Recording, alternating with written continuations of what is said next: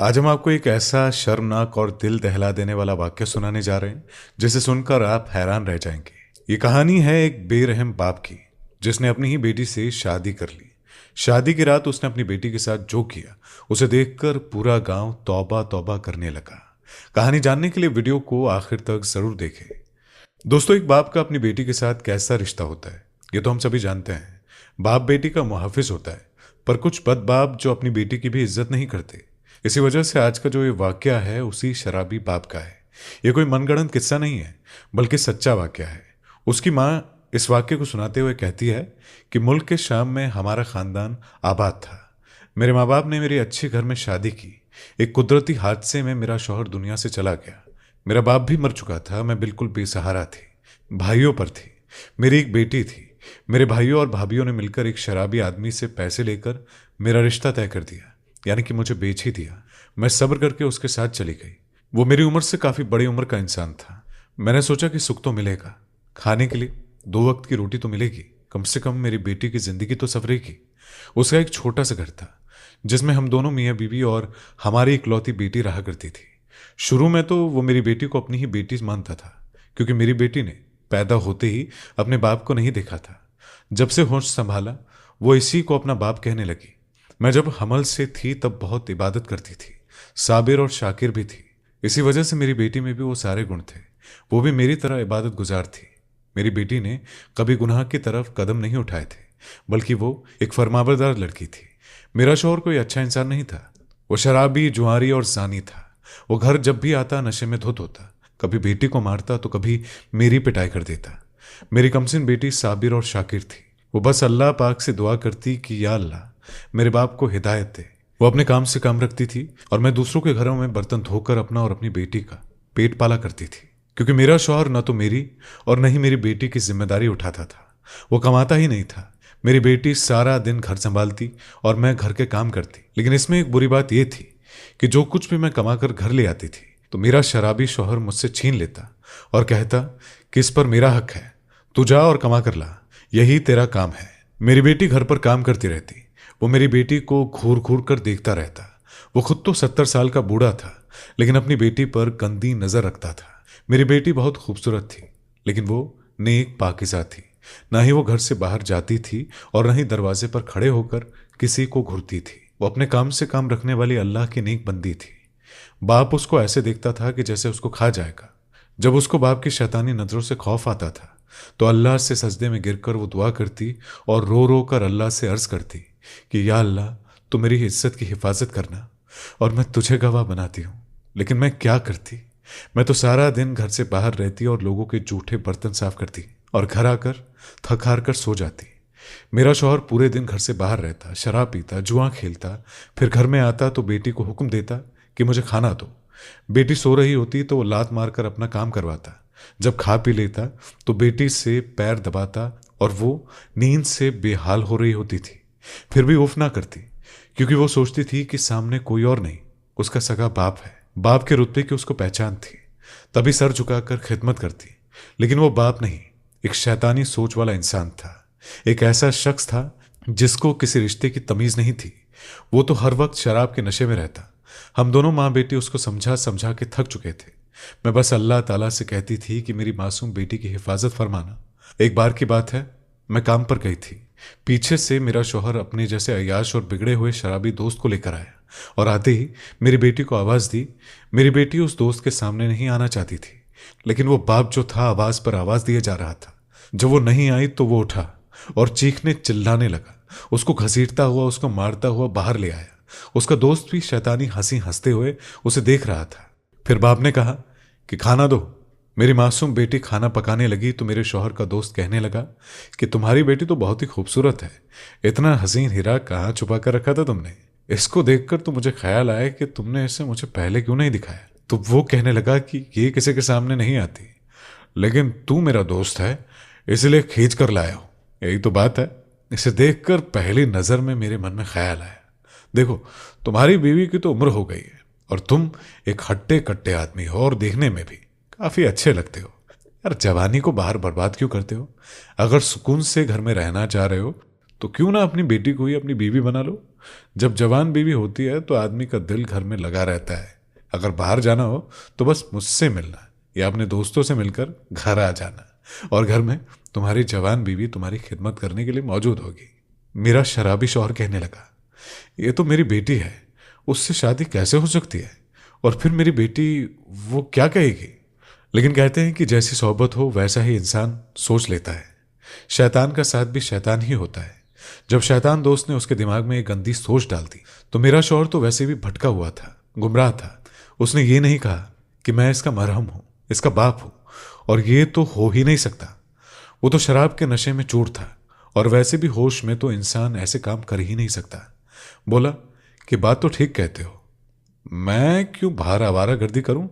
वाकई मैं बाहर आवारागर्दी क्यों करूं? मैं क्यों बाहर रहकर अपनी जवानी बर्बाद करूं?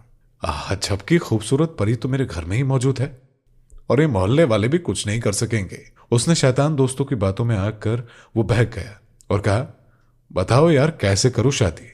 तो उसने कहा कि तुम्हारी बीवी तो घर पर होती नहीं है, बस मैं काजी ले आऊंगा, और तुम उस काजी से कहना कि यतीम लड़की है, बेसहारा है, किसी दोस्त की थी और वो मर गया, तो सहारा देने के लिए उससे निकाह कर रहा हूं। तुम्हारी बेटी को तो वैसे भी यहां कोई जानता नहीं है। उसके बाद वो सब खाना खाने लगे, लेकिन बेटी ने ये सब सुन लिया था। वो थर थर कांपने लगी, और जब मैं काम करके घर वापस आई तो उसने कहा कि माँ, मेरा बाप मेरे साथ कुछ गलत करने का इरादा करता है, वो कुछ गलत करने वाला है, मुझे बचा लो माँ। इतना कहकर उसने सारी बात मुझे बता दी। मैं वैसे ही थकी हुई थी, और फिर मालकिन ने मुझे आज ढेर सारे काम करवाए थे। मैं आज बहुत ही थक गई थी, इसीलिए मैंने अपनी बेटी की बात को उतना ध्यान में नहीं रखा, और उसे समझा दिया कि वो शराबी है, शराब पीकर आया होगा, इसलिए वो बहकी बहकी बातें कर रहा होगा। फिक्र ना कर, वो तेरा बाप है, इतना भी नहीं गिर सकता। और ये मेरी भूल थी कि मैंने उस शैतान की बातों पर यकीन नहीं किया। अगले दिन जब काम करने निकली तो उसका दोस्त काजी को समझा बुझाकर घर में ले आया। मौलवी ने कहा कि इसकी उम्र बहुत कम है, शादी क्यों कर रहे हो? तुम इसे बेटी बनाकर भी तो रख सकते हो। अगर ये तुम्हारे दोस्त की बेटी है और यतीम भी है तो इसको अपनी बेटी बना लो, बाप बन जाओ इसके। लेकिन मेरे शौहर को उसके जानवर जैसे दोस्त ने कहा, मौलवी आप अपने काम से काम रखो, निकाह पढ़वाओ और यहां से चले जाओ, और तुम्हें हम पैसे दे रहे हैं, इसलिए जो बोल रहे हैं वैसा करो। और उसके बाद फिर मेरा शराबी शौहर मेरी बेटी के पास आया और बोला, चल तुम्हारी शादी है आज, मैं तुम्हें अपनी बीवी बनाना चाहता हूं। उसने कहा कि अब्बा ऐसा ना करो, कुछ तो रहम करो, यह आप गुनाह कबीरा कर रहे हो। लेकिन उसका बाप उसे मारता हुआ काजी के पास ले आया। उस वक्त जमीन हिल गई, आसमान कांपने लगा। शराब जैसे नापाक चीज की वजह से एक बाप ने अपनी ही औलाद, अपनी ही बेटी से शादी कर ली, और वहां कोई रोकने वाला भी नहीं था, क्योंकि मुल्क शाम में जुर्म का बाजार गर्म था।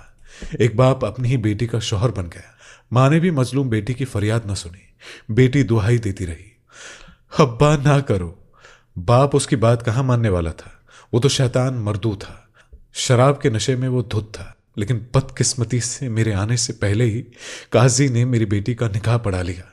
काजी बहुत ही गमजदा था, वो नहीं चाहता था कि वो इस निकाह को पढ़ाए। काजी भी मजबूर था। उस शैतान ने हंसते हुए बाद में मेरी बेटी के बाजू पकड़ लिए। मेरी नाजुक सी बेटी को घसीटते हुए वो कमरे में ले गया और तमाम हदें उसने पार कर दी। शायद मेरी बेटी की किस्मत खराब थी। जब मैं घर में दाखिल हुई तो मेरी बेटी के चिल्लाने की आवाजें आ रही थी। मेरे कदम वहीं जम गए, जुबान बंद थी, मैं पत्थर की बनी खड़ी थी। मेरा शौहर थोड़ी देर के बाद कमरे से बाहर आया। उसके चेहरे पर शैतानी मुस्कुराहट थी और उसने कहा, एक बात गौर से सुन लो, मेरी तुम्हारी बेटी से शादी हो गई है, और वो मेरी बेटी नहीं बल्कि मेरी बीवी है। तुम्हें अगर यहां रहना है तो शराफत से रहो, जिस तरह काम कर दियो काम करती रहो। अगर तुमने इसके या मेरे मामले में बोला तो याद रखना तुम्हें तलाक दे दूंगा। मुझे तलाक का डर तो नहीं था, लेकिन उसने कहा कि तलाक के अलावा मैं तुम्हें यहां से ऐसे निकालूंगा कि किसी को पता भी नहीं चलेगा कि तुम कहां गई, जमीन खा गई या आसमान निकल गया। वो कहने लगा कि मेरे और मेरी बीवी के मामले में कुछ नहीं बोलना। उसके बाद वो कमरे में चला गया। मेरी बेटी को उसने 2 दिन तक मेरे सामने नहीं आने दिया। वो किस हाल में थी, कैसी थी, मुझे कुछ भी मालूम नहीं था। उस आदमी ने उसे शादी करने के बाद अपने हुकूक इस्तेमाल किए। यह हक तो उसका था भी नहीं, क्योंकि वो उसका बाप था। शौहर वो कैसे बन गया? उसके बाद जब मैं उसके पास जाती थी तो वो मुझे मारता था और कहता था कि तू यहां से निकल जा, वरना तुझे भी मार दूंगा। मैं नहीं बता सकती थी कि मैंने अपनी बेटी को उसके कैद से निकलवाने के लिए कितनी कोशिशें की, मैं काम पर भी नहीं जाना चाहती थी, लेकिन वो मुझे धक्के मार मार कर घर से निकाल देता और उसके बाद दरवाज़ा बंद कर देता। मैं दरवाज़ा बजाती रहती, लेकिन वो मुझे घर में नहीं आने देता था। ऐसे ही 2 दिन गुजर गए। मेरी मासूम नन्ही बेटी जालिम की कैद में थी, और फिर जब मैं लाचार बेबस घर में दाखिल हुई तो मुझे अपनी बेटी के चिल्लाने की आवाज़ आई। लेकिन अब उस चिल्लाने में बहुत कुछ ऐसा लग रहा था कि वो अल्लाह ताला को पुकार पुकार कर कह रही हो कि रब्बे करीम, क़यामत के मालिक, तू तो देख रहा है ना, मेरी इज्जत के मुहाफिज ने मेरी इज्जत को पामा कर दिया। जिसको तूने मेरी इज्जत की हिफाजत के लिए बनाया, उसने तो मेरी ही दुनिया उजाड़ दी।